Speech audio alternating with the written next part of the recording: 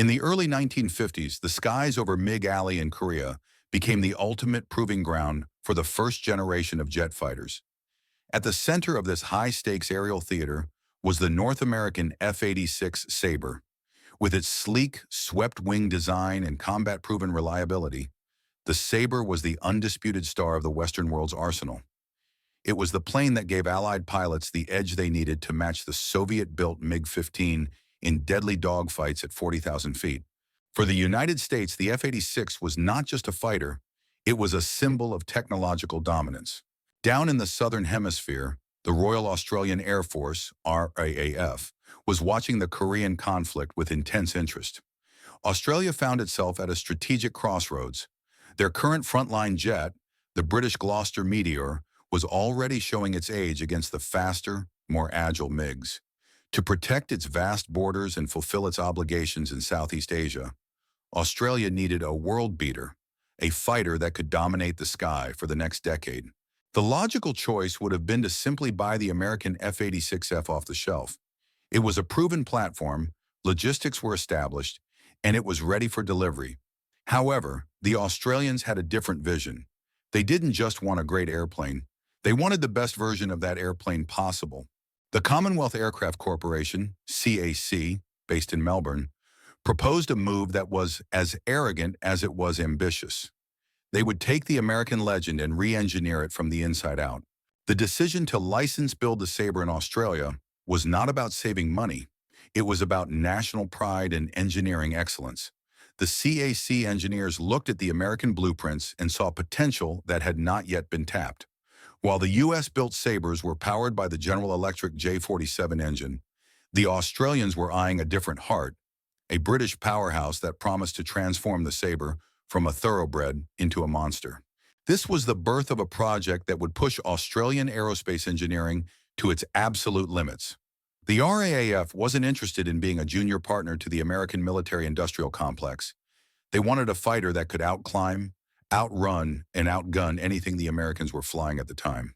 As the first blueprints arrived in Melbourne, the team at CAC began a radical process of Australianization that would eventually result in a plane so modified that only about 40% of the original American airframe remained intact.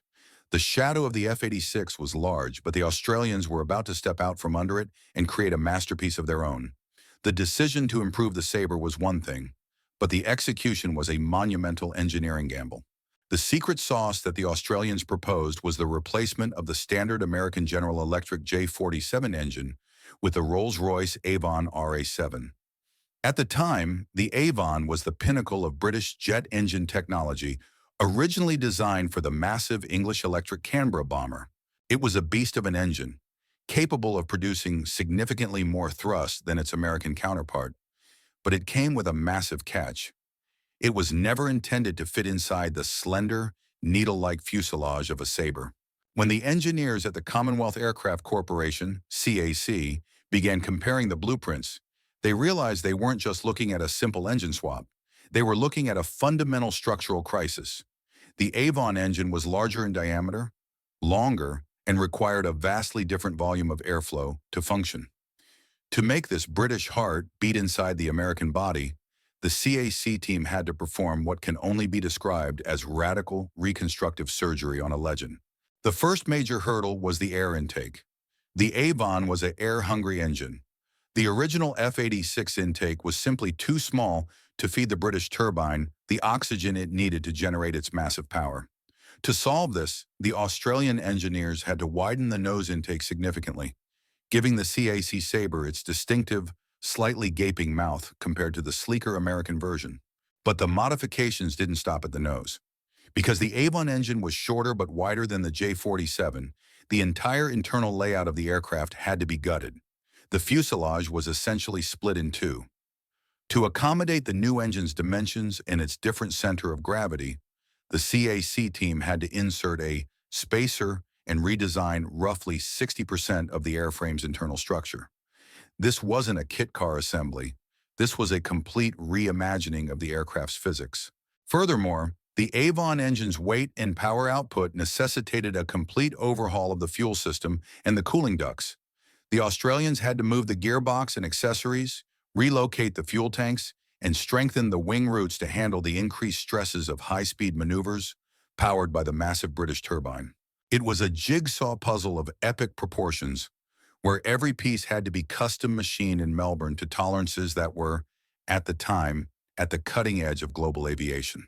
There was also the question of Haluk, firepower. The Americans had designed the Sabre with 650 caliber machine guns, a holdover from World War II, thinking that emphasized a high volume of fire.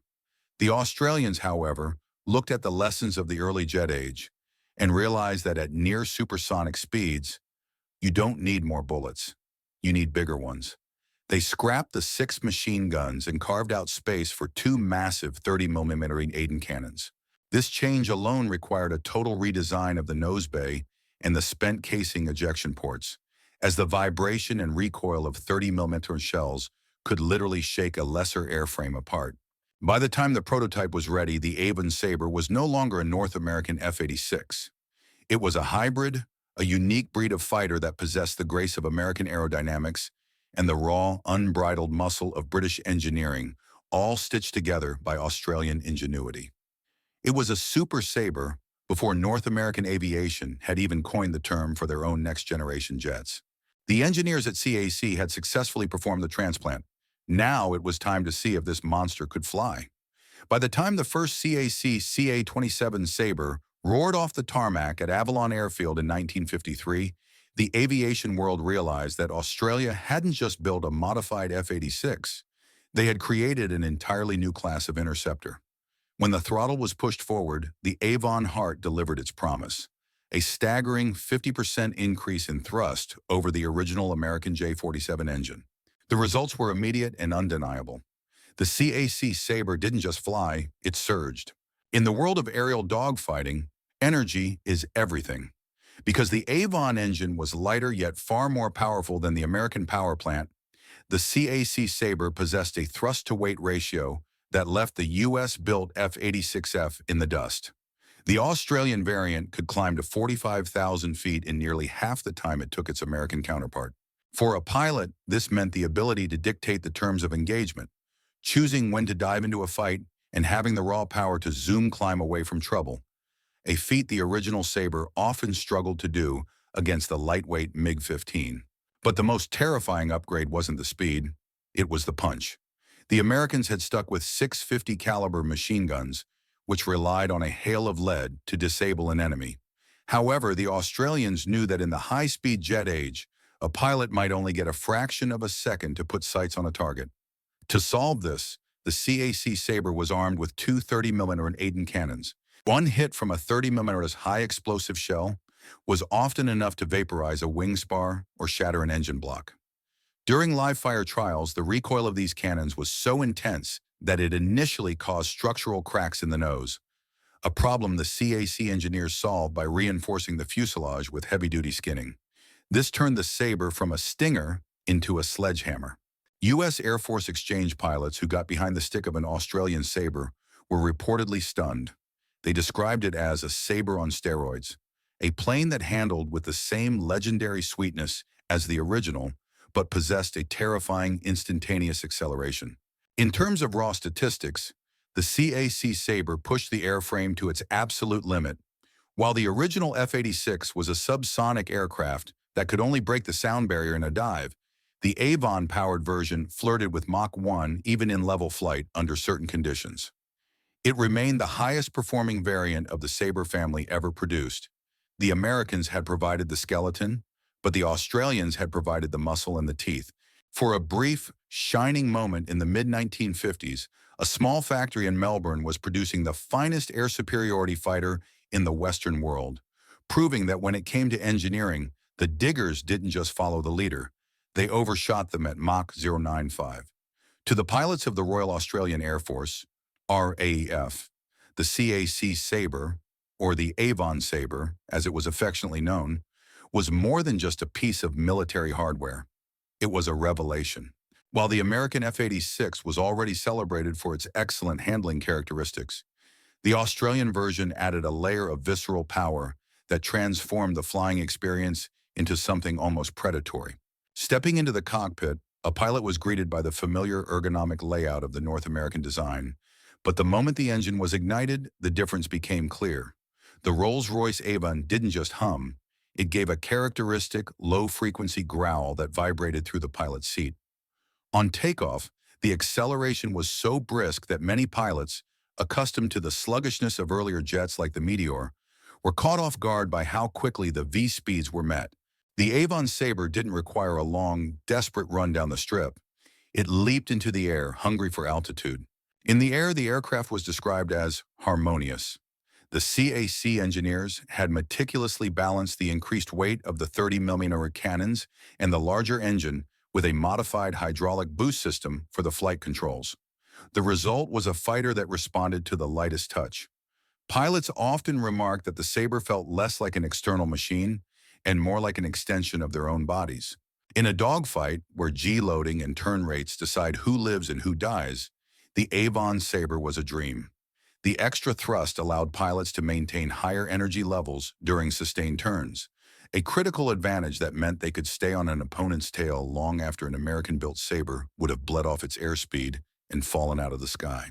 However, it was the punch of the 30mm Avon cannons that defined the Avon Sabre's reputation among the RAAF elite. Pilots who had trained with the 50-caliber machine guns were used to seeing sparklers, tiny flashes as small bullets bounced off the toughened skin of enemy aircraft. With the 30mm Avons, there were no sparklers. One pilot described the experience as firing a pair of thunderclaps. So, the vibration of the cannons was so powerful it could momentarily blur the pilot's vision, but the reward was total destruction. A single well-placed burst could saw a target in half. This combination of grace and grit earned the Avon Sabre a legendary status. It was often called the pilot's airplane.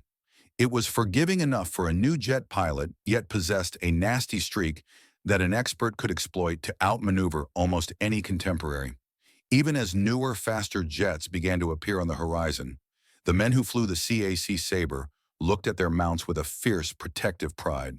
They knew they were flying the ultimate expression of a classic design. A bird that looked like an American, sang like a Brit, but fought with the unmistakable, uncompromising spirit of Australia.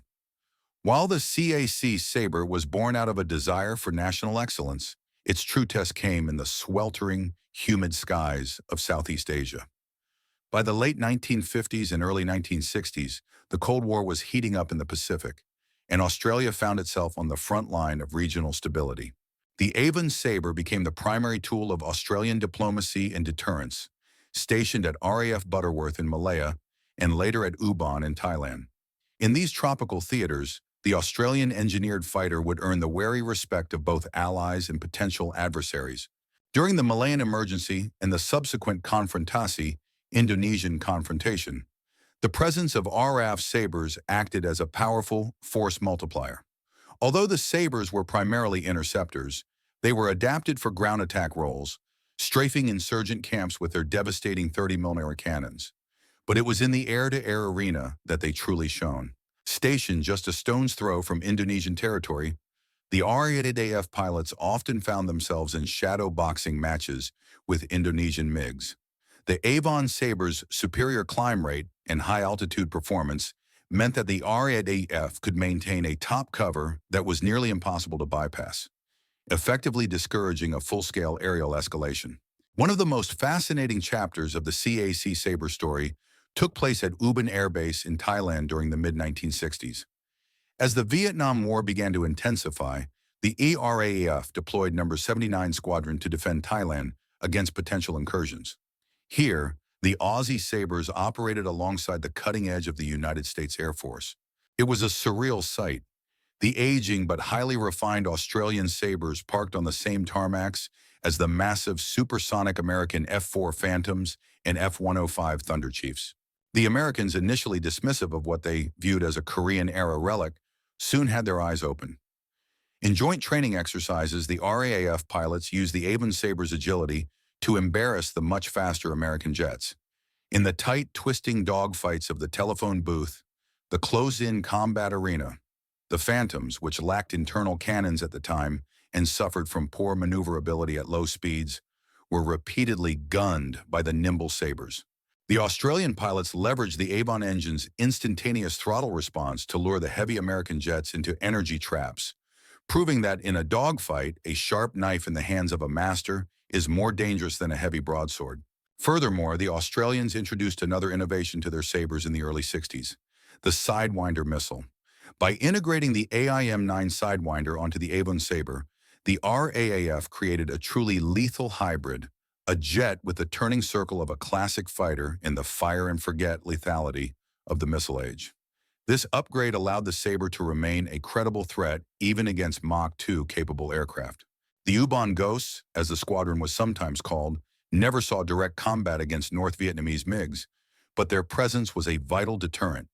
They provided a backstop for the Americans, securing the air base and allowing the U.S. strike wings to focus on their missions over Vietnam.